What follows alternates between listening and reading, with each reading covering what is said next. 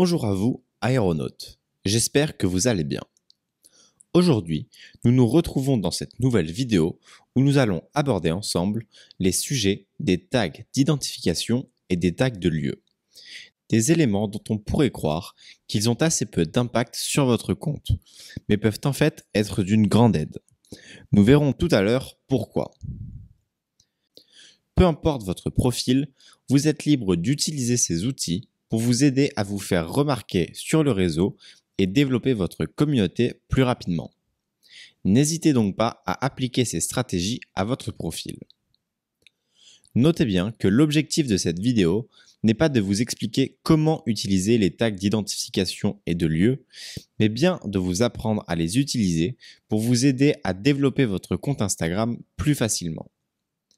La majorité de ces outils Instagram sont souvent utilisés pour simplement identifier une personne ou un lieu sur une publication. Ici, nous voulons que ces fonctionnalités deviennent des outils marketing pour la croissance de votre compte. Commençons dès maintenant en voyant ensemble comment ces éléments peuvent être utiles d'une façon marketing. Chacun de ces deux éléments aura un impact différent sur la façon dont il peut vous aider à développer votre compte. Mais le concept reste à chaque fois le même. L'utilisation d'un tag d'identification ou d'un tag de lieu aura pour effet de mettre votre compte en avant à un nouvel endroit sur le réseau. Dans le cas d'une identification de compte Instagram sur votre publication, par exemple, votre contenu aura de grandes chances d'apparaître sur le profil de la personne que vous avez identifiée, dans le feed de ses photos où il est identifié. Les personnes qui visiteront son compte pourront donc vous découvrir via son compte. Mais ce n'est pas tout. Dès lors que vous l'aurez identifié, il recevra une notification pour l'informer que vous l'avez identifié sur un nouveau contenu. Ce compte pourra donc faire partie des premiers à commenter votre publication, ce qui est excellent pour vous aider à remonter dans l'algorithme Instagram. Dans le cas d'un tag de lieu, vous pourrez espérer vous placer parmi les photos populaires de ce tag. Vous apparaîtrez donc parmi les meilleures publications de ce lieu et serez visible par toutes les personnes qui visitent ce tag. Pour faire partie des meilleures publications d'un lieu, vous devrez obtenir un maximum d'engagement en un minimum de temps. C'est ce qui permettra à Instagram de définir si oui ou non une publication est qualitative. C'est en partie grâce à ces deux éléments que vous pourrez donc gagner en visibilité auprès de nouveaux comptes potentiellement intéressés par ce que vous proposez. Mais là encore, faut-il savoir s'y prendre et choisir les bons tags pour obtenir des résultats grâce à cela. Voyons ces stratégies ensemble. Trouver les bons tags n'est pas forcément simple car l'on pourrait être tenté d'identifier des dizaines de comptes pour obtenir un maximum de visibilité. Or, cette stratégie aura simplement pour effet d'attirer l'attention des comptes que vous identifiez pour qu'ils se désidentifient de votre photo, ce qui ne servirait donc pas à grand-chose. Pour que les tags soient efficaces, vous pouvez les utiliser dans 3 cas distincts. Pour identifier un ami ou un collaborateur de votre marque qui apparaît sur votre photo, cette personne qui fait partie de votre entourage sera ravie que vous la mettiez en avant sur votre profil. Elle pourrait même repartager votre publication dans sa story, ce qui serait également bénéfique pour vous en gagnant en visibilité auprès de sa communauté. C'est le cas le plus classique d'identification. Vous pouvez également utiliser ces tags pour identifier les marques des produits que vous mettez en avant sur vos publications.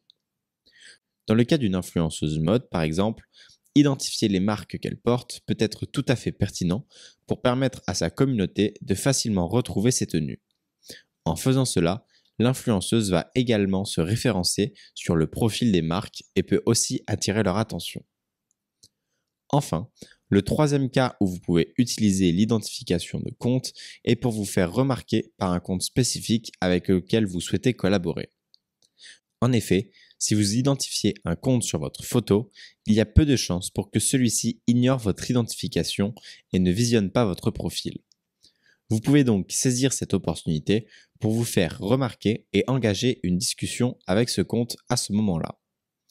Attention toutefois, cette stratégie demande quelques précautions pour bien fonctionner, comme notamment un compte parfaitement optimisé pour le convaincre, du contenu de qualité et l'identification d'un compte bien ciblé qui serait susceptible d'être intéressé pour collaborer avec vous. Dans les 3 cas, vous devrez choisir avec soin les comptes que vous identifiez. Les comptes que vous identifiez doivent apprécier le geste pour que votre photo reste sur leur feed de photos identifiées. Si vous souhaitez identifier une marque, ces produits doivent être mis en avant. Si vous identifiez une personnalité, votre photo doit également avoir un lien avec ce qu'elle propose sur son compte. Que cela soit une tenue, un challenge réalisé ou simplement la philosophie du compte, vous devez avoir un lien visible dans la photo ou la description entre votre contenu et le profil de la personne que vous identifiez. Sans cela, votre identification a de grandes chances d'être supprimée et cette stratégie d'identification n'aura aucun effet. Sur ces 2 exemples, la marque Boss est identifiée car le parfum se trouve sur la photo et le produit est présenté dans la description. De même, la marque Starbucks identifie le compte d'une association à but non lucratif en faisant un lien direct entre son actualité, les valeurs de leur marque et cette association. Le tout grâce à un album de 2 photos et une description bien rédigée. Choisissez donc avec soin les comptes que vous identifiez sur vos publications pour que cela vous apporte de vrais retours qualitatifs. Il ne vous servira à rien de multiplier les identifications de comptes peu qualifiés.